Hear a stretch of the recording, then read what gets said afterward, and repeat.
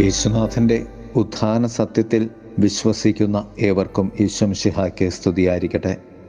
തിരുസഭ മാതാവ് ഇന്ന് നമുക്ക് നൽകുന്ന വചനധ്യാനം മർക്കോസിൻ്റെ സുവിശേഷം 16-ാം അധ്യായം 1 മുതൽ 7 വരെയുള്ള വാക്യങ്ങളാണ്.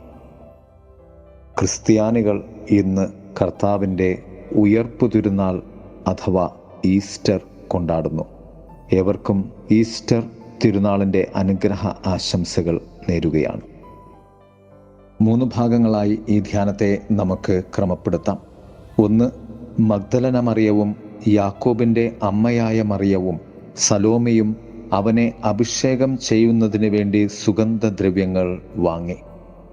മരണത്തിൻ്റെ അപ്പുറം സ്നേഹിക്കാൻ ഒരാളുണ്ടാവുക എന്നതാണ് ഭൂമിയിൽ കാലുവച്ച് സ്വർഗത്തിൽ ചുംബിക്കുന്ന യാഥാർത്ഥ്യം. കർത്താവ് അതിനായാണ് തനിക്ക് പ്രിയമുള്ളവരായി തൻ്റെ അടുത്തേക്ക് വന്നവരെ ഒക്കെ സ്നേഹിച്ചത്. ക്രിസ്തുവിൻ്റെ മരണത്തിൽ പോലും ക്രിസ്തുവിനെ വിട്ടുകൊടുക്കാതെ ഹൃദയത്തിൽ കൊണ്ടു നടന്നവരാണ് സുഗന്ധദ്രവ്യം വാങ്ങി അതിരാവിലെ അവൻ്റെ കല്ലറയ്ക്കരികെ പോയത്. മരണത്തിൻ്റെ അപ്പുറം നാം നമ്മുടെ പ്രിയമുള്ളവരെ സ്നേഹിക്കേണ്ടതിൻ്റെ ആവശ്യകത ഇവിടെ വ്യക്തമാണ്. ക്രിസ്തുവിൻ്റെ മൃതശരീരം അഭിഷേകം ചെയ്യുന്നതിനായി ഉണ്ടായിരുന്ന 3 തടസ്സങ്ങൾ ഇവയൊക്കെയാണ്. 1. ഇരുട്ടായിരുന്നതിനാൽ. ശനിയാഴ്ച രാത്രി സാബത്ത് കഴിഞ്ഞെങ്കിലും ഇരുട്ടായിരുന്നതിനാൽ അവർ അതിരാവിലെ സൂര്യൻ ഉദിച്ചു കഴിഞ്ഞാണ് കല്ലറയിൽ പോകുന്നത്. 2. കല്ലറയിലെ കല്ലുരുട്ടി മാറ്റുവാൻ ആര് സഹായിക്കുമെന്ന ആശങ്ക. 3. അഭിഷേകത്തിന് ക്രിസ്തു കല്ലറയിൽ ഇല്ലായിരുന്നു എന്ന സത്യം. പ്രകൃതിയുടെ സത്യമായ രാത്രിയായിരുന്നു 1-ാം തടസ്സം. 2. മനുഷ്യൻ്റെ പ്രവൃത്തിയായ അടയ്ക്കപ്പെട്ട വലിയ കല്ലുവാതിൽ. 3. ദൈവത്തിൻ്റെ പ്രവൃത്തിയായ ഉത്ഥാനം. അതുകൊണ്ട് തന്നെ അവർക്ക് യേശുവിനെ അഭിഷേകം ചെയ്യുവാൻ സാധിച്ചില്ല. കാരണം ഇനി ഒരു അഭിഷേകം അവന് ആവശ്യമായിരുന്നില്ല. 2. തടസ്സങ്ങളെ അതിജീവിക്കുന്ന പ്രഘോഷണം. ക്രിസ്തുവിൻ്റെ മൃതശരീരത്തെ അഭിഷേകം ചെയ്യുവാൻ പോയവർ ജീവിക്കുന്ന ക്രിസ്തുവിൻ്റെ ഉയർപ്പ് പ്രഘോഷണത്തിൻ്റെ ആദ്യ വക്താക്കളായി. ക്രിസ്തു ദുഃഖങ്ങളെ നീ അഭിഷേകം ചെയ്യുവാൻ ശ്രമിക്കുമ്പോൾ ക്രിസ്തു ദുഃഖങ്ങൾ എന്നാൽ ക്രിസ്തുവിനെ പ്രതിയുള്ള ദുഃഖങ്ങളും ക്രിസ്തു വിശ്വാസം ജീവിക്കുമ്പോൾ നമ്മിലും നമ്മുടെ കുടുംബത്തിലും നാം അനുഭവിക്കുന്ന ദുഃഖങ്ങളുമാണ്. അതിനെ പ്രത്യാശയോടെ അനുഗ്രഹമാക്കുന്ന അഭിഷേകം നാം ചെയ്യുമ്പോൾ നമ്മൾ അനുഭവിക്കുന്ന സത്യത്തിൻ്റെ പേരാണ് ഉത്ഥാനം. അഥവാ വിശ്വാസത്താൽ നാം അതിനെ അതിജീവിക്കുമ്പോൾ അതിൻ്റെ ഉള്ളിൽ നാം കണ്ടെത്തുന്ന സത്യമാണ് ഉത്ഥാനം. അഭിഷേകമെന്നാൽ ക്രിസ്തുവിൻ്റേതല്ലാത്തതിനെ ക്രിസ്തുവിൻ്റേതാക്കുന്നതാണ്.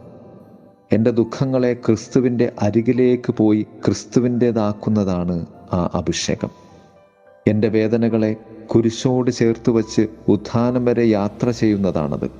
അവിടെയാണ് ക്രിസ്തു അഭിഷേകം നമുക്ക് ആവശ്യം. ക്രിസ്തുനാഥൻ്റെ മൃതശരീരത്തെ അഭിഷേകം ചെയ്യുവാൻ പോയ സ്ത്രീകളെ വെള്ളവസ്ത്രധാരിയായ മാലാഖ ഉത്ഥാന സന്തോഷത്താൽ നിറച്ച് ഉത്ഥാന പ്രഘോഷകരായി തിരികെ അയക്കുകയാണ് ചെയ്യുന്നത്. 3. മാലാഖ സാക്ഷ്യത്തിൻ്റെ പൊരുൾ. മാലാഖ പ്രത്യക്ഷപ്പെട്ട് അവരോട് പറയുന്നത്, കുരിശിൽ തറയ്ക്കപ്പെട്ട നസറായനായ യേശുവിനെ നിങ്ങൾ അന്വേഷിക്കുന്നു. അവൻ ഉയർപ്പിക്കപ്പെട്ടിരിക്കുന്നു. അവൻ ഇവിടെയില്ല. നോക്കൂ, അവർ അവനെ സംസ്കരിച്ച സ്ഥലം. ഉയർപ്പിക്കപ്പെട്ടിരിക്കുന്നു എന്നതിൻ്റെ ഗ്രീക്ക് പദം എഗേർത്തെ എന്നാണ്. അർത്ഥം ദൈവം ഉയർപ്പിച്ചു.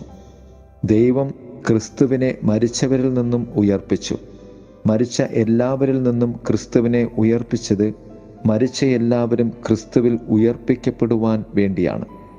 അതുകൊണ്ട് തന്നെ ഉത്ഥാന സാക്ഷ്യം നൽകുവാനും പ്രഘോഷിക്കുവാനും നിങ്ങൾ തിരഞ്ഞെടുക്കപ്പെട്ടിരിക്കുന്നു. നിങ്ങൾ പോയി അവൻ്റെ ശിഷ്യന്മാരോടും പത്രോസിനോടും പറയുക, അവൻ നിങ്ങൾക്ക് മുമ്പേ ഗലീലയിലേക്ക് പോകുന്നു. അവൻ നിങ്ങളോട് പറഞ്ഞിരുന്നത് പോലെ അവിടെ നിങ്ങൾ അവനെ കാണും എന്ന്. ശിഷ്യന്മാർ ഉത്ഥിതനായ കർത്താവിന് സാക്ഷ്യം വഹിക്കുവാൻ ലോകത്തിലേക്ക് പോയി.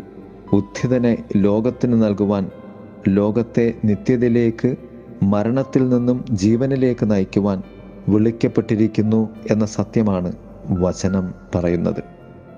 കുരിശിലെ സമ്പൂർണ്ണ ഒറ്റപ്പെടലിന് ദൈവം നൽകിയ കല്ലറയിലെ സമ്പൂർണ്ണ ശൂന്യതയാണ് ഉത്ഥാനം. ഉത്ഥാനത്തെ അർത്ഥമാക്കുന്ന 3 സത്യങ്ങൾ: 1. മരിച്ചവരിൽ നിന്നുള്ള പുനരുത്ഥാനത്താൽ വിശുദ്ധിയുടെ ആത്മാവിനനുസരിച്ച് യേശു ശക്തിയോടെ ദൈവപുത്രനായി പ്രഖ്യാപിക്കപ്പെട്ടു. റോമാലേഖനം 1-ാം 4-ാം വാക്യം. 2. പുനരുത്ഥാനം അർത്ഥമാക്കുന്നത് നമ്മുടെ സ്വന്തം പുനരുത്ഥാനത്തെക്കുറിച്ച് നമുക്കുറപ്പുണ്ട് എന്നാണ്. യേശു മരിച്ചു ഉയർത്തെഴുന്നേറ്റു എന്ന് നിങ്ങൾ വിശ്വസിക്കുന്നുവെങ്കിൽ യേശുവിൽ ഉറങ്ങുന്നവരെ ദൈവം അവനോടൊപ്പം ഉയർപ്പിക്കും. 1 തെസ്സലോനിയ ലേഖനം 4-ാം 14-ാം വാക്യം. 3. പുനരുത്ഥാനം അർത്ഥമാക്കുന്നത് യേശുവിന് തുടർച്ചയായ ശുശ്രൂഷയുണ്ടെന്നാണ്. അവനിലൂടെ ദൈവത്തിലേക്ക് വരുന്നവരെ പരമാവധി രക്ഷിക്കാനും അവന് കഴിയും. കാരണം അവർക്ക് വേണ്ടി മാധ്യസ്ഥം വഹിക്കാൻ അവൻ ജീവിച്ചിരിക്കുന്നു എന്ന് ഹെബ്രായലേഖനം 7-ാം 25-ാം വാക്യം. പ്രിയരെ, ഏവർക്കും ഉയർപ്പ് തിരുനാളിൻ്റെ ഈസ്റ്ററിൻ്റെ മംഗളങ്ങൾ, ആശംസകൾ നേരുന്നു. ആമേൻ. മരണത്തെ ജയിച്ചവൻ,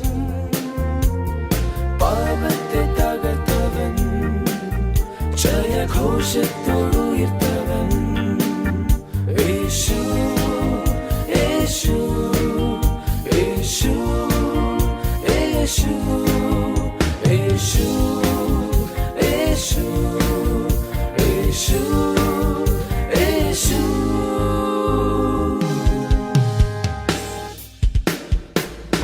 കുരിശിൽ മരിച്ചവൻ, മരണത്തെ ജയിച്ചവൻ,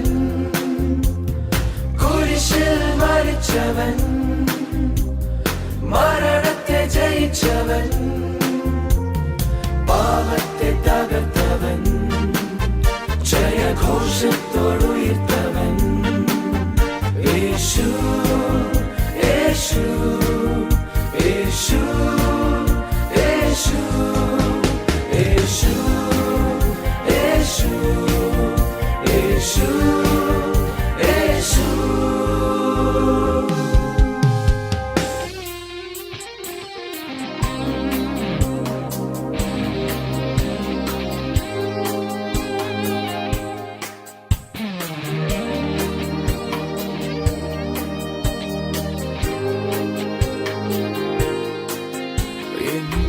എന്നന്ധതയെല്ലാം നീക്കി എൻ ജീവിതമാകെ മാറ്റി, എൻ മുറിവുകളെ സുഖമാക്കി, എൻ വേദനകൾ നെഞ്ചിലേറ്റി.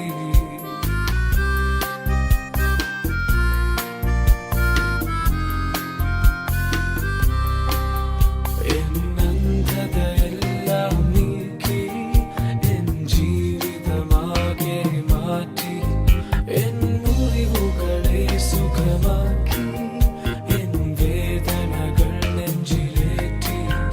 എൻ തകർച്ചകളിൽ എന്നെ താങ്ങിയവൻ,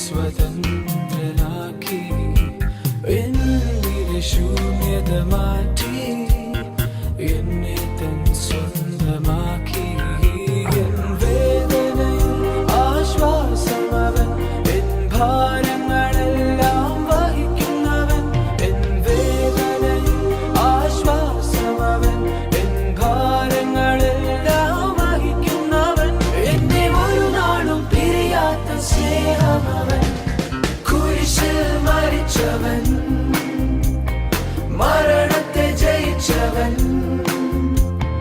കുരിശിൽ മരിച്ചവൻ മരണത്തെ ജയിച്ചവൻ